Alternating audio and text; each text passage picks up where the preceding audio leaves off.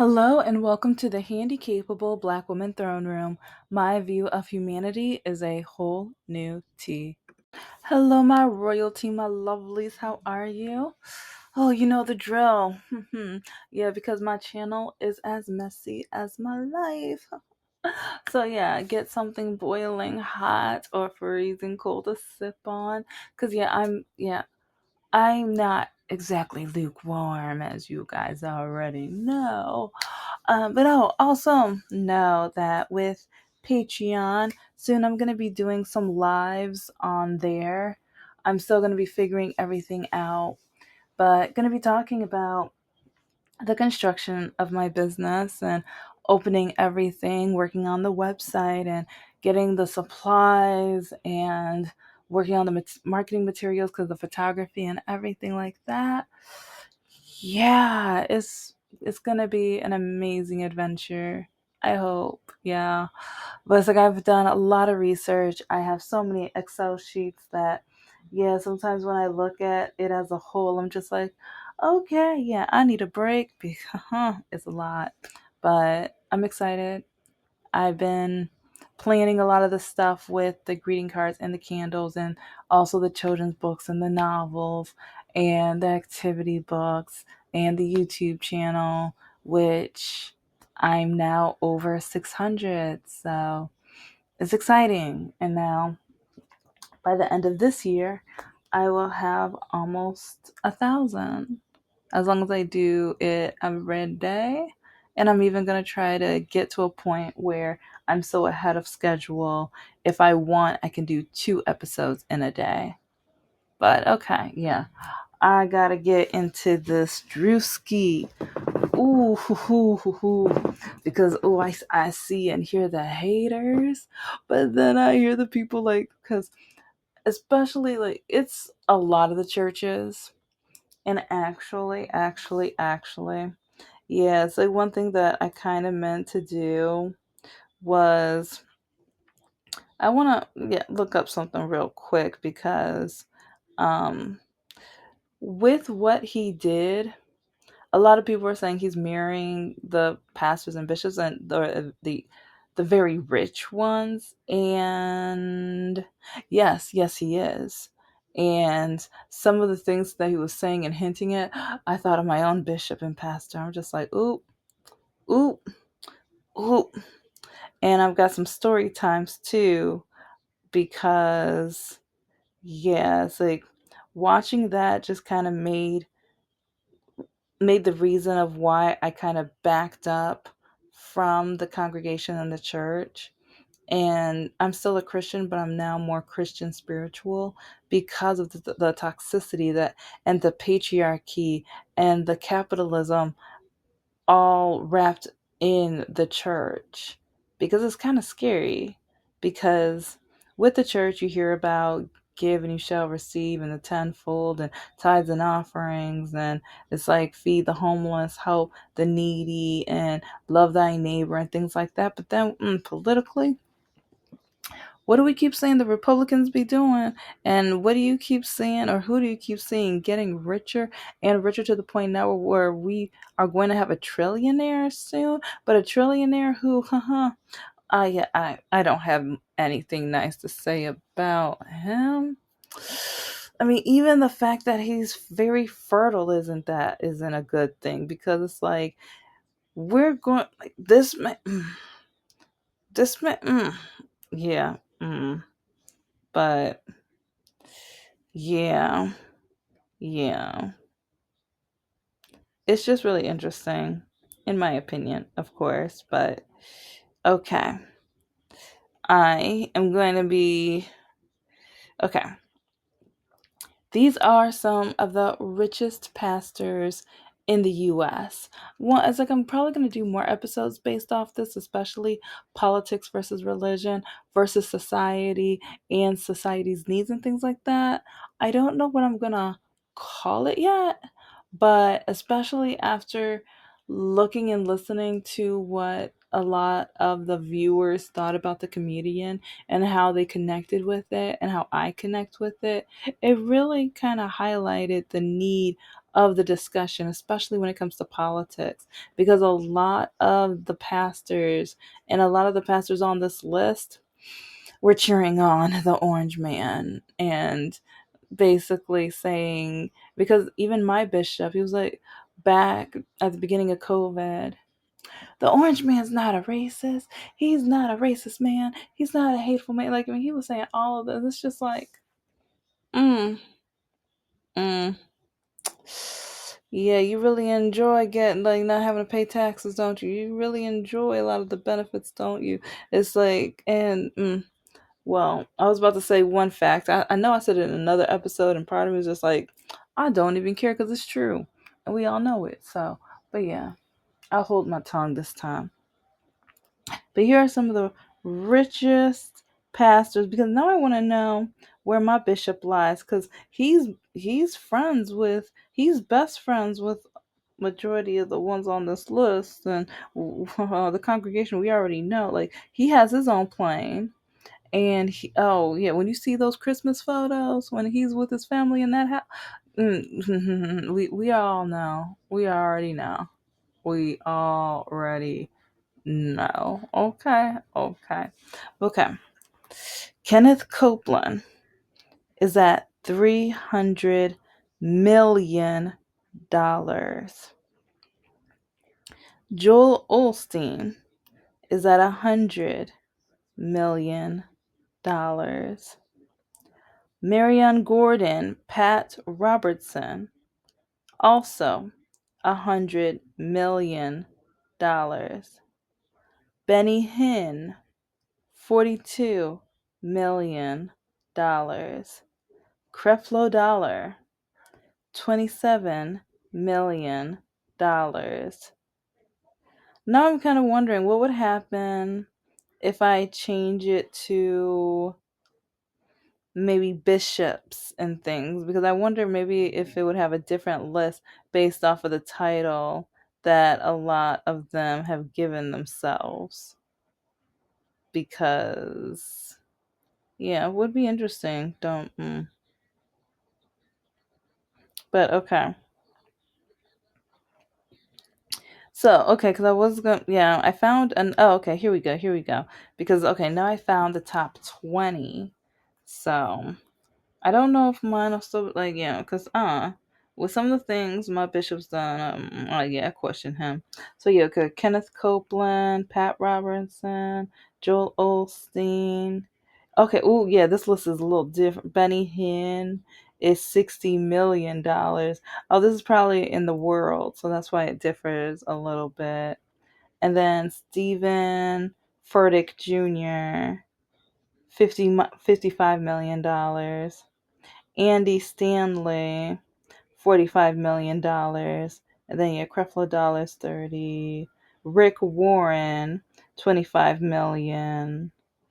Jesse Duplantis, yeah, he's been on our, he comes to my church every year, basically.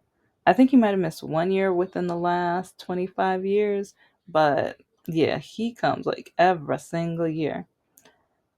TD Jakes is 20 million. Greg Laurie, 15 million. I don't know. I don't recognize that name. I would have to look him up. John F. MacArthur. Yeah. Yeah, it's like the bottom of the list. I don't recognize. I don't, many of them. $14 million. But yeah, all of the other ones I read, majority except for one, I know almost all of them have been to my church. Well, not my church, but the church that, yeah, I'm a member. Paula White Kane.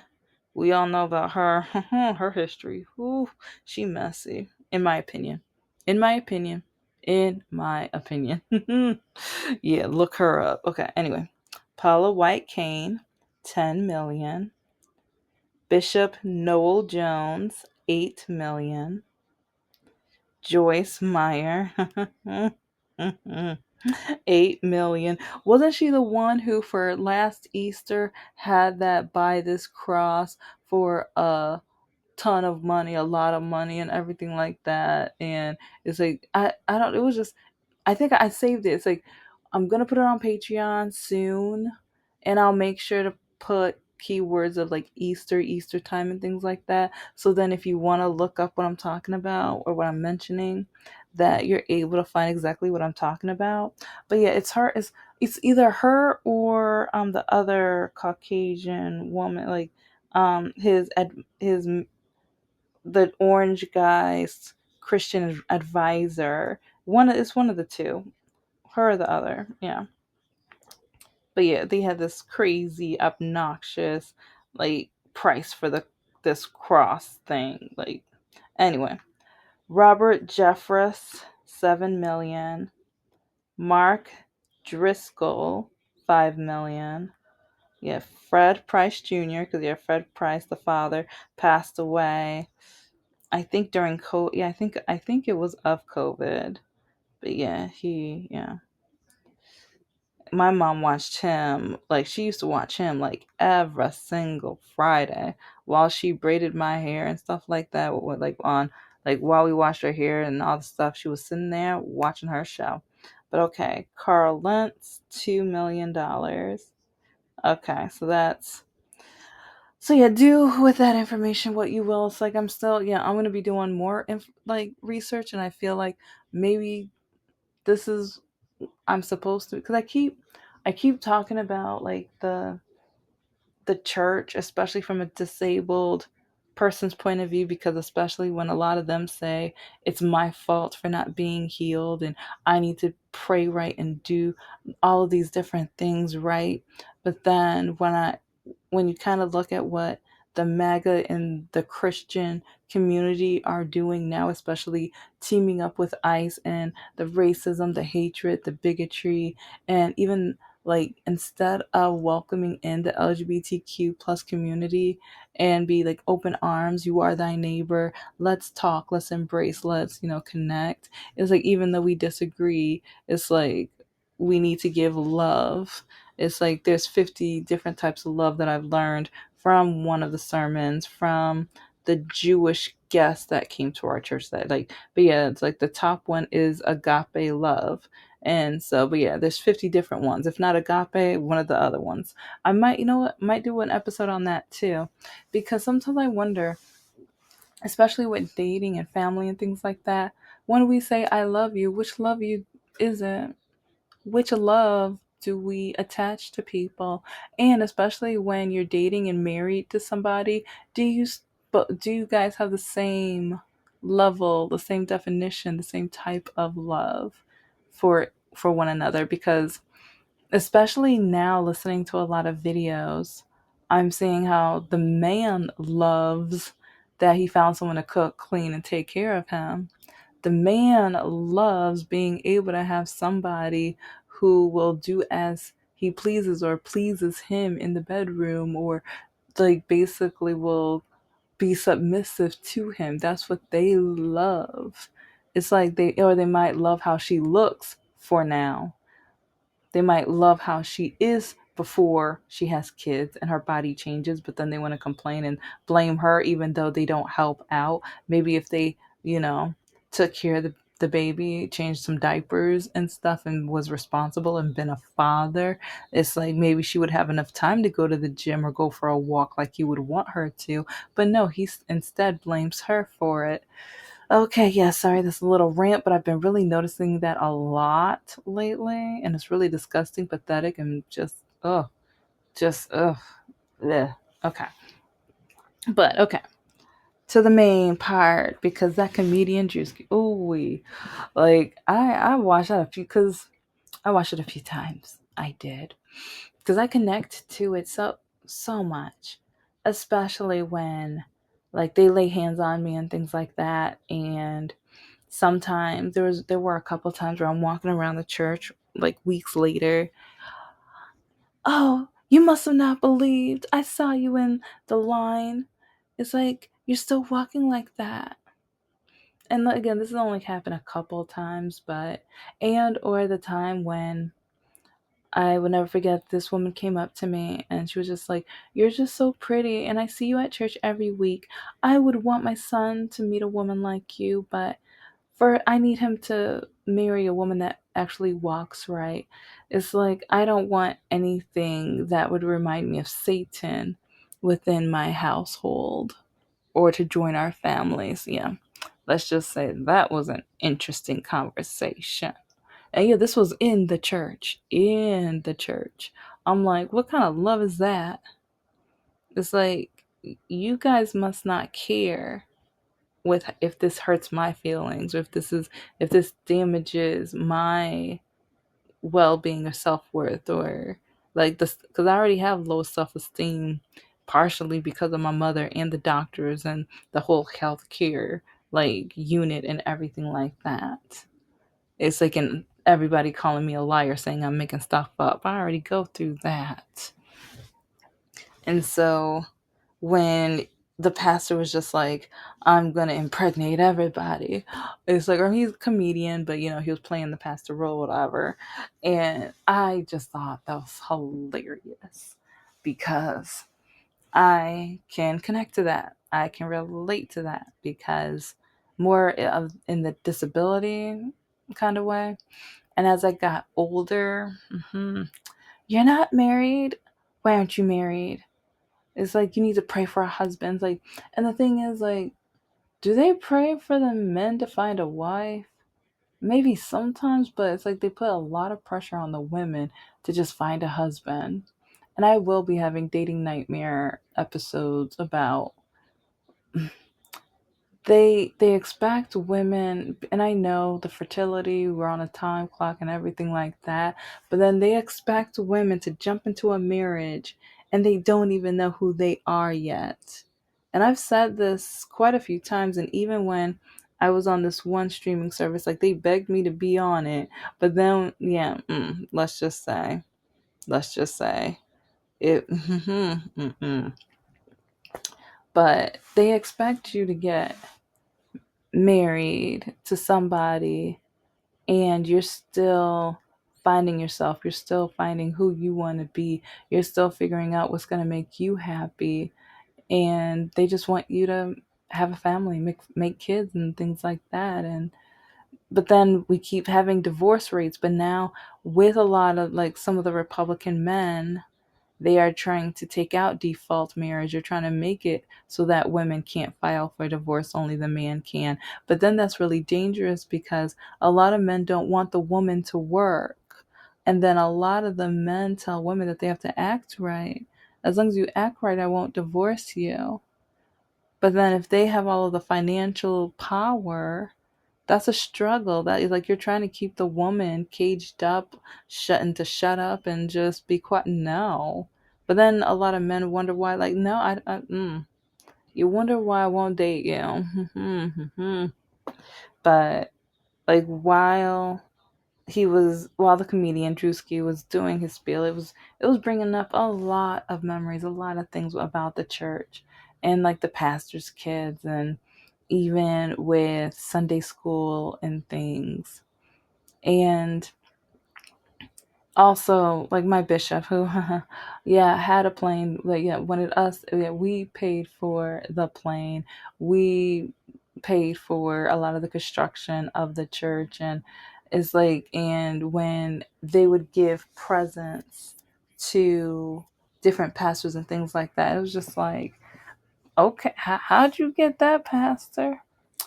Yeah, amen, amen. And then also, yeah, I didn't let them shame me, because there were times where I knew, like, especially when we had a guest speaker, or when I knew that they were doing the plane and different things like that, I knew to hold out with tithe and offering. I knew to split that, because I remember one time, and even over the last few years, my dad came from that church, the church, and he was telling me how he was like, they passed the offering buckets 3 or 4 times. 3 or 4 times. And he was like, if he had known because they already say give 10%, tithe and offering and everything like that. But then they pass it again, and it's like, oh, okay, I can give you a little something more. But then they pass it again, and then they pass it again. And it's like some, like, But then they're like, oh, you're gonna get tenfold and all this other stuff and blah blah blah. No, yeah, you keep getting tenfold. You keep getting a lot of money. You keep traveling the world preaching and stuff and being able to go out and see new wonders and things like that. But a lot of your congregation, a lot of your congregation can't say they can't say that at all. No. So while laughing at what he was saying, it was painful laughter because we are pouring money in and they're not paying taxes. But then at the same time, I've already mentioned to you guys how my bishop, when it came time to vote, he would invite the Republican people that were running, and then we would be quizzed on what their name is, and then who are we voting for, and he would put his hand over their heads and stuff. Who was this and who was that, and who are you gonna vote for, and things like that. I think there was a snitch. I think there was a snitch because yeah, he stopped doing that. Think I might have been in college by that point. I might have been because I remember there were a few times where I could vote while he was doing it. Right? Yeah, it's like, and yeah, I voted almost. I think there's hardly a time I missed.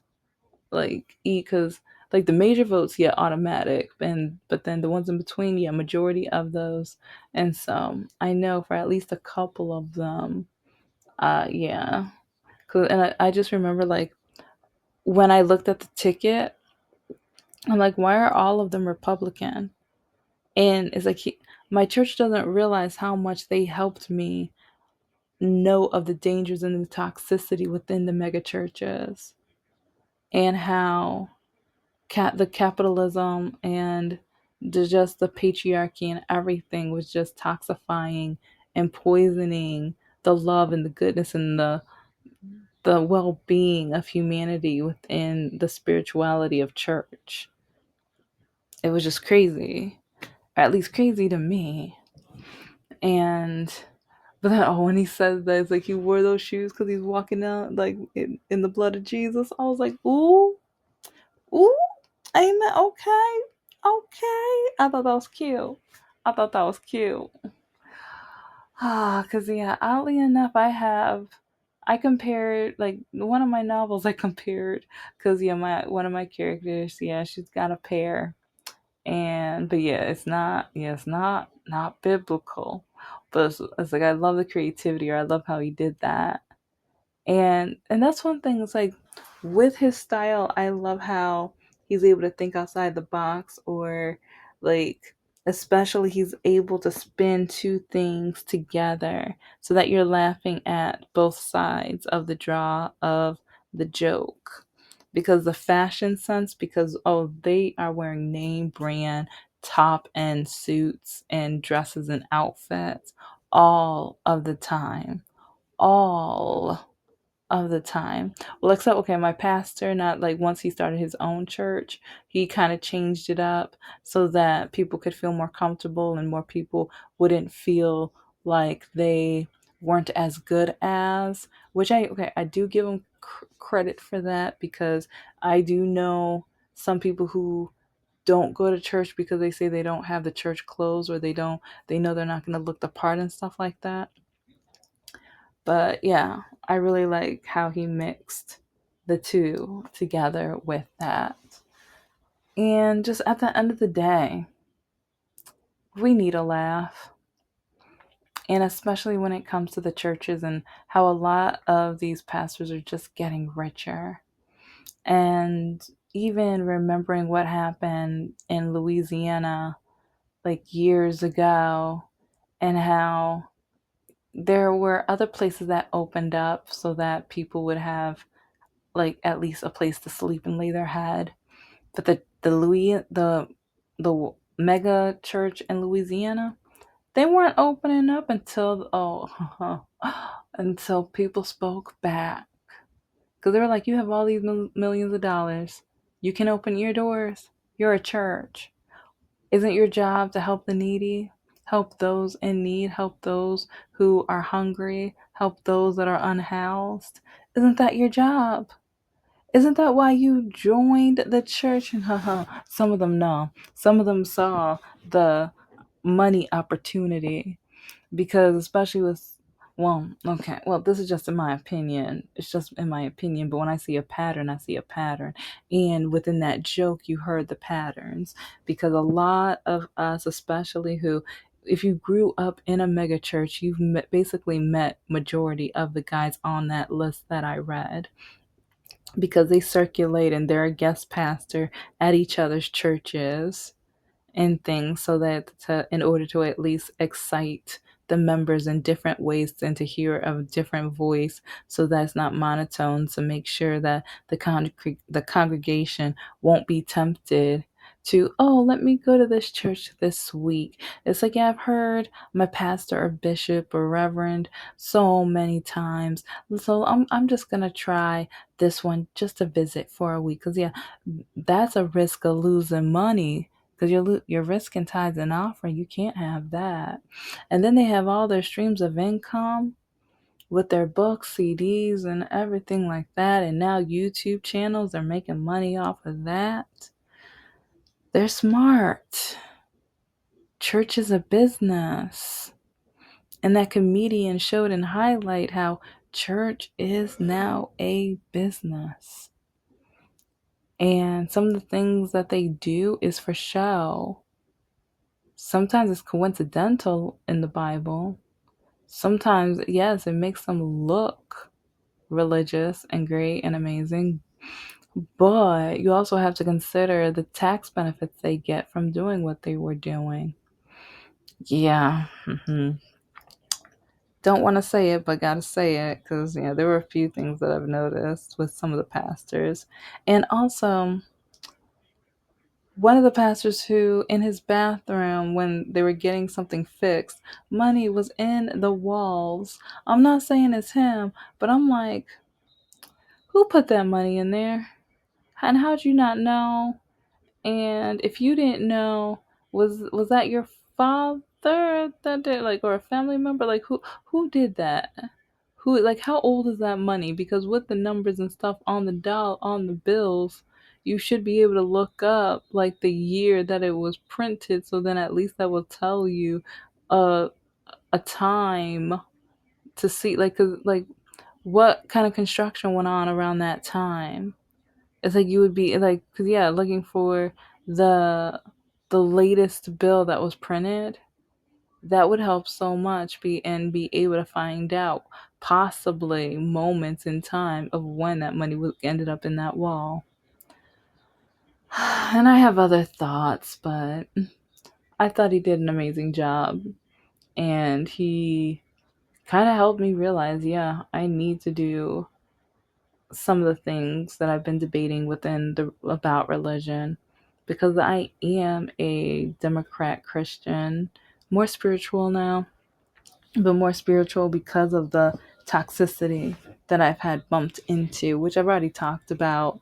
Like, if you look up my episodes and find the ones that have church in them, yeah, those are some of the examples. But I've been through a lot with the church. When people come up to me and tell me that it's my fault with how I walk like this, or if I had prayed better, prayed right, or believed, because if I must not believe right, because that's why I'm still the way I am. yeah, yeah, it gets interesting. But anyway, thank you so much for listening to the Handicapable Black Woman Throne Room. I am a woman, I am of color, and I am handicapable. But most importantly, I am human, and you're human too.